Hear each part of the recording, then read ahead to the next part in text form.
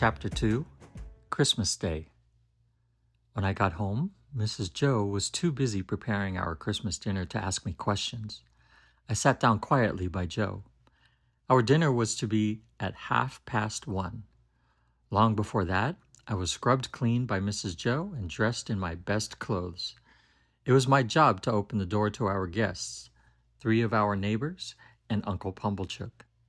Uncle Pumblechook was a fat, stupid man with hair that stood up on his head. He greatly admired my sister, but thought very little of Joe and myself. He had brought 2 bottles of wine, and he gave them to Mrs. Joe with a bow and a smile. Everyone was soon eating and drinking happily. Everyone except me. I was terrified. Was Mrs. Joe going to serve the pie today? When would she discover it was missing? Dinner seemed to be finished when my sister suddenly spoke to Joe. "Fetch clean plates," she ordered. I held on tight to the table leg. I knew what was going to happen. My sister smiled at her guests. And now you must all taste another gift from Uncle Pumblechook," she said. "It's a delicious meat pie." "Well, Mrs. Joe, this has been a wonderful meal," Uncle Pumblechook said happily. "But I think I could eat a slice of that meat pie." My sister hurried into the pantry, and Uncle Pumblechook picked up his knife and fork. "You shall have a slice of pie, Pip," Joe whispered to me. I could not sit there any longer. Did I cry out or not? I can't remember, but I jumped up and ran towards the front door. At the same moment, Mrs. Joe came back from the pantry. "What's happened to the meat pie?" she cried. I opened the door and ran straight into the group of soldiers. Their leader, a sergeant, was holding out a pair of handcuffs. "Now then, young man," the sergeant said sharply as he marched into our kitchen. "Excuse me, ladies and gentlemen," he went on. "We're chasing escaped convicts, and we need the blacksmith." "What do you want him for?" my sister asked in surprise. "Well, I'd like to stay and talk to his charming wife," the sergeant replied. "But today we're busy with the king's business. We need the blacksmith to do a little job for us." Joe stood up, and the sergeant held out the handcuffs. "There's something wrong with these, blacksmith," the sergeant said. "We need them today, so I'd like you to mend them." Joe took the handcuffs in his great hand. "I'll have to light the fire in the forge," he said.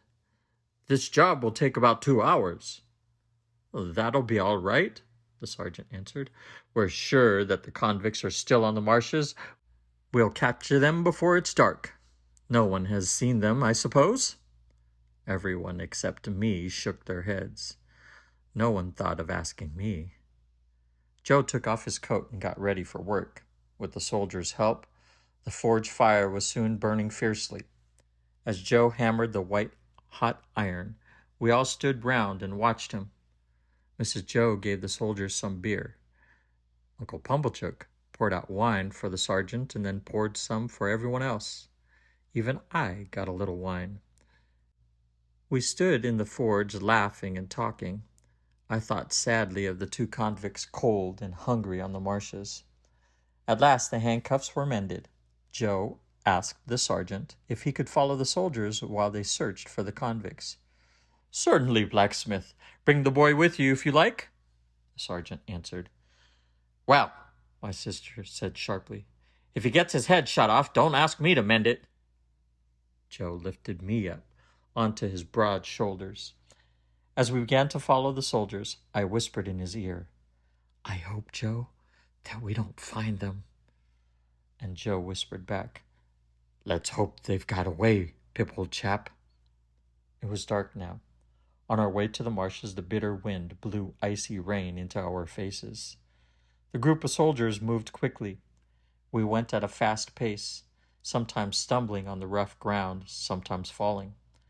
At last we were on the marshes, splashing in and out of the ditches full of icy water.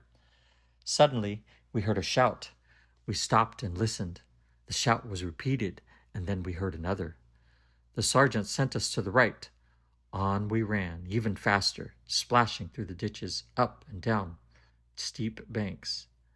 And now we could hear the two men were shouting. "Murder!" one cried.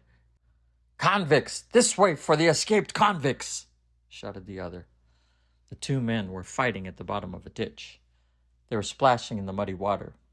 The men were cursing and hitting out at each other. When the soldiers pulled the men from the ditch, both the convicts were torn and bleeding. My convict wiped the blood from his face with his torn sleeve. "I caught this man. I'm giving him to you," he cried. "Don't forget that. I caught him for you." "That won't help you," the sergeant answered as the two convicts were handcuffed. "I don't expect it to help me. I caught him, and that's enough for me," my convict answered.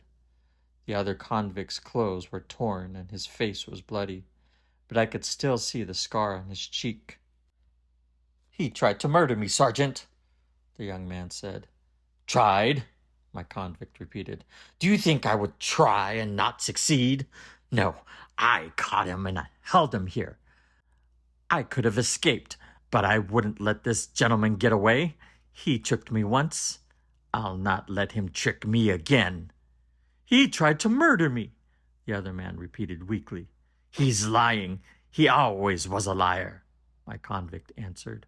"We were put on trial together, and he lied at the trial. He was scared of me then, and he's scared of me now. Look at him. Look at the gentleman convict, shaking with fear." "That's enough," the sergeant said. "Light the torches there," he shouted to the soldiers. It was very dark now. There was no moon. In the light of the torches, my convict turned and saw me for the first time. "Wait a minute," my convict said to the sergeant. "I wish to say something. I don't want anyone to be blamed for what I did. A man must eat. I took drink and food from the village. I took bread, cheese, brandy, and a meat pie from the blacksmith's house." "Has a pie been stolen from you?" the sergeant asked Joe. Yes, my wife found out it was missing at the very moment you came in," Joe answered. "That's right, isn't it, Pip?"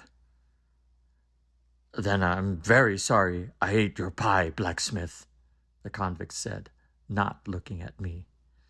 "Oh, you're welcome to it, poor miserable fellow," Joe said kindly. "We don't know what you've done, but we wouldn't want you to starve, would we, Pip?" The convict wiped his torn sleeve across his eyes and turned away. Joe and I watched as the two men were led away towards the sea and the prison ships. Days later, when I saw Joe looking for his file in the forge, I nearly told him the truth. But I was a coward and too afraid of what he would think of me.